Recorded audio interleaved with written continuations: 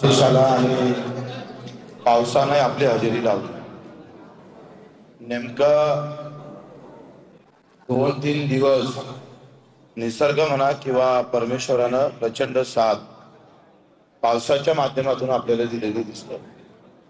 मागं उपोषण सोडलं आणि त्याच्या अर्ध्या तासातच आपला पेंडॉल गळून पडला। तिथं प्रचंड पाऊस झाला, मुसळधार पाऊस झालाय आणि आजही तशी स्थिती आहे। अशा सगळ्या अवस्थेमध्ये जरांगे साहेबांना जेव्हा माहिती आलं लगेच त्यांचा कॉल आला की या अशा अवस्थेमध्ये आपण शेतकऱ्याच्या पाठीशी उभं राहिलं पाहिजे।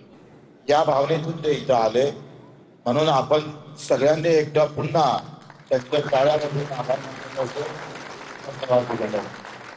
खरं तर आंदोलनाची सुरुवात करत असताना जसं आम्ही सगळे शेतकरी नेत्यांना एकत्रित आमंत्रित करून आपण याची एक मूठ बांधण्याचा प्रयत्न केला प्रामाणिकपणे।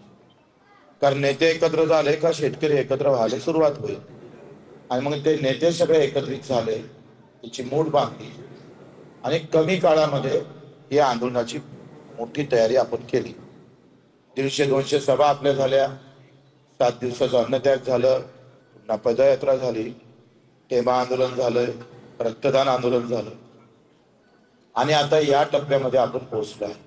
आपण ओबीसी नेत्यांना पण पत्र दिलं होतं, सगळ्यांना प्रकाशजी आंबेडकरांना पण हे पत्र दिलं होतं, राजकीय पक्षांना पण आपण सगळ्यांना पत्र दिलं। त्यापैकी काँग्रेसनं आपल्याला जाहीर पाठिंबा केला, काही काँग्रेसचे मंडळी कार्यकर्ते शरद पवारची गट ते पण पाठिंबा दिला। ते स्वतः मला वाटतंय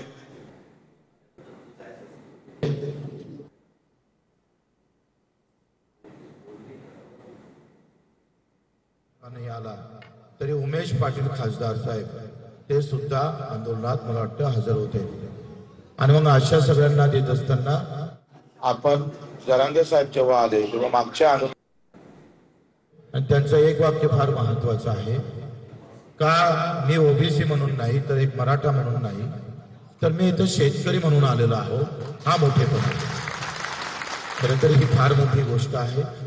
आणि मला आता एका पत्रकारानं फोन केला, आता विचारलंय का तुम्ही आता तुमच्या आंदोलनाला वेगळी दिशा भेटणार का? म्हटलं बिलकुल भेटणार नाही। एखाद्या मोठ्या माणसाचा कार्यक्रम तर मग सगळेच विरोधक तिथं जाते का नाही जात, तेरवीत जातं, लग्नात जातं, मरणात जातं, मग तिथं अडचणी येत नाही। सर्व पक्षाले आले तर शेतकरी म्हणून सर्वजण एकत्र आले काय पाहिजे, ते मोठे पण पाहिजे। जसा माझ्यासारख्या लहान कार्यकर्त्या असताना सुद्धा, कमी अनुभव असताना सुद्धा हे सगळे शेतकरी नेते एकत्र आले का नाही आले, हे त्यांचं मोठेपण आहे। हे श्रेय आमचं नाही तर ते सगळे नेते एकत्र आले म्हणून ते शक्य झाले। म्हणून लक्षात घ्या का हा मोठेपणा स्वीकारासाठी सुद्धा खऱ्या अर्थानं आम्ही पाहतोय कधी कधी कमीपणातून मोठेपण सिद्ध होत असतं आणि ते खरं तर जरांगे पाटील साहेबांनी ते दाखवलं आहे। आमच्या नेत्यांनी पण अजितदादा नवले असेल, राजूजी शेट्टी असेल, वामनराव चटप असेल, तुमचे विजय जावंदिया असेल, तुमचे प्रकाशजी पोरे असेल, उत्तर तर आम्ही बरोबरच आहे। आम्ही या नेत्यांचे कार्यकर्ते म्हणूनच राहिलो आहे। त्याच्यामुळे या मोठ्या नेत्यांच्यासाठी एकदा आपण टाळ्या वाजवल्या पाहिजे। कारण यांनी जर या मूठबांधणीमध्ये हे एकत्र आले नसते तर हे शेतकरी नेते एकत्र दिसले नसते। या आंदोलनाचं सगळ्यात मोठं यश आहे। एका आत्महत्या करणाऱ्या शेतकऱ्याला तुमची वज्रमूठ दिसेल आणि आत्महत्या करता करता तो थांबला तरी ते पुण्य आपल्या पदरी येणार आहे। म्हणून आंदोलनात काही गोष्टी नाही भेटल्या तरी काही गोष्टी फार मोठ्या उभ्या राहत असतात, हे तुम्ही लक्षात घेतलं पाहिजे। एकदा ही वज्रमूठ उभी झाली का आता याच्यातून एक चांगलं भविष्य शेतकऱ्याच्या आंदोलकाचं निश्चितच उभं राहील, ह्या सुद्धा त्याच्यातून अपेक्षा आहे। मीडियाने सुद्धा फार चांगला आम्हाला प्रतिसाद दिला, खूप व्यवस्थित त्यांनी भारतभर महाराष्ट्रभर हे आंदोलन पोहोचवलं, लोकांच्या मनापर्यंत नेलं। आता वरचा देव पावला, खालचा देव पावते का नाही पावत हे आपल्याला खरं तर 7 वाजता पाहणार होऊ शकतं। कधी कधी आंदोलनात आपण जिंकतो तर हात कधी कधी हारतही असतो। आपण शरद जोशीचं एक वाक्य फार महत्वाचं आहे, कधी एखादा निर्णय झाला का त्याचे 10 विरोधी तयार होत असतात आणि चांगलाही निर्णय कधी कधी आपल्याला विरोधात वाटत असतो। असं बऱ्याच आंदोलकाच्या बाबतीत नेहमीच होताना आपण पाहिलं. पण आंदोलन करतोय हे फार महत्वाचं असतं. निर्णय कमी जास्त होतातच कोणाच्या आयुष्यात. छत्रपतीच्या काळात एखादा निर्णय चुकतोय, जसं आपण गाडी चालवताना इकडे जाव का तिकडे जाव, थोडासा चुकला का अपघात होता. पण त्याची आपण नेहमी आपण पाहिजे का त्याची खबरदारी आपण घेणं गरजेचं असतं. होऊ शकतं काही एखादा निर्णय सगळ्याच कार्यकर्त्याला पटन असं नाही होत. आता ते त्याच्या दिमागातून आलेला विचार असतं.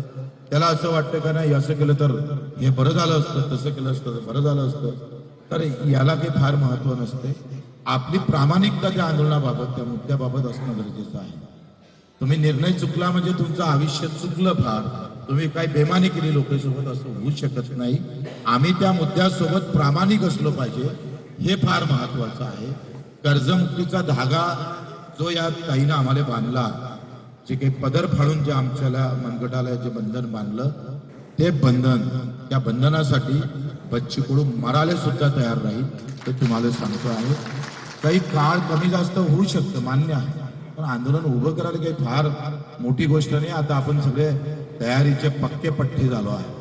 त्याच्यानं आता आपल्या मनगळातलं आंदोलन डोक्यात गेलेलं आहे. त्याच्यानं त्या आंदोलनाची तयारी ही काही फार मोठा विषय आपल्यासाठी राहिला नाही. आणि म्हणून तुम्ही सगळे समजदार आहात. आपण यश घेऊनच येऊ. नाही यश भेटलं तर आंदोलन करायला काही आपल्याला काही कोणाची परवानगी पाहिजे का? काही कोणाची परवानगीची गरज नाही आहे. त्याच्यानं आज मनोज दादा इथं आले, आम्हालाही बरं वाटलं. आम्ही ओबीसी नेत्यांनाही यावं अशा अपेक्षा होत्या. ते नाही आले तो त्यांचा प्रश्न आहे. ते नाही आले म्हणून ते वाईट आहे असंही आम्हाला म्हणायचं नाही आहे. ते आम्ही असं म्हणू शकणार नाही. माझा शेतकरी सगळ्या जातीत आहे, सगळ्या धर्मात, तो सगळ्या पार्टीत आहे, गटातटात आहे. आणि तो शेतकरी म्हणून उभा राहत नाही हे आतापर्यंत आयुष्यातलं दुःख आहे. तो शेतकरी म्हणून उभा राहायला पाहिजे. ज्या पद्धतीनं सगळ्या नेत्यांनी विचार केला, मनोजदादांनी आज विचार केला का मी जरी एका मराठ्यासाठी लढत असलो तरी सुद्धा माझा मराठा सुद्धा शेतकरी आहे आणि ओबीसी हा शेतकरी दुखी आहे, एवढं समजून ते इथं येणं ही फार मोठी गोष्ट आहे. लक्षात घ्या. त्यांचे पुन्हा आभार मानतो. मला वाटतं त्यांनी सुद्धा येणाऱ्या लढ्यामध्ये आपण निश्चितच पुढची बैठक आपण घेऊ, कशा पद्धतीनं लढता आला पाहिजे.